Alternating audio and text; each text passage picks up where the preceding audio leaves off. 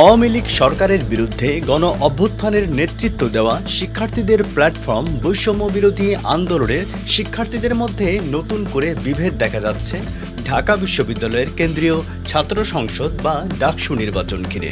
Platform থেকে আসা শিক্ষার্থীদের মধ্য থেকে এবার 3টি ভিন্ন ভিন্ন প্যানেল থেকে প্রার্থী দেওয়া হয়েছে। এমন পরিস্থিতিতে দলের অমতে প্রার্থী হওয়ায় জাতীয় নাগরিক পার্টি বা এনসিপির যুগ্ম সদস্য সচিব মাহিন সরকার দল থেকে বহিষ্কার হয়েছেন। বৈষম্য বিরোধী আন্দোলনের নেতৃত্ব যারা দিয়েছে তারা ছাত্র সংসদ নির্বাচনে চমক দেখাতে পারলে এনসিপির রাজনীতিতে ইতিবাচক সাড়া ফেলবে এমন ধারণা এনসিপি নেতাদের মধ্যে শুরু থেকেই ছিল। যে কারণে ক্যাম্পাসগুলো ছাত্র সংসদ নির্বাচনের দাবিতে যেসব আন্দোলন হয়েছে সেখানে নেতৃত্বেও ছিল বৈষম্য বিরোধী শিক্ষার্থীরা।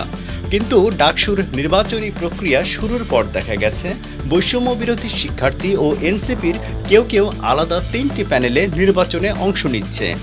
এতে অন্তত এটি স্পষ্ট হচ্ছে যে একদিকে যেমন নিজ দলের ওপর নিয়ন্ত্রণ হারাচ্ছে এনসিপি, অন্যদিকে অভ্যুত্থানের নেতৃত্ব দেওয়া শিক্ষার্থীদের মধ্যে মাত্র 1 বছরের ব্যবধানে বিভেদ আরও স্পষ্ট হচ্ছে।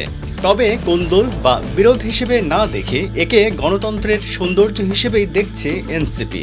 এনসিপির সদস্য সচিব ও সাবেক ডাকসু নেতা আক্তার হোসেন জানান, ক্যাম্পাসগুলোয় আবহ তৈরি হয়েছে, ভয়ের পরিবেশ নাই, যে কারণে প্রার্থীর সংখ্যা বেশি।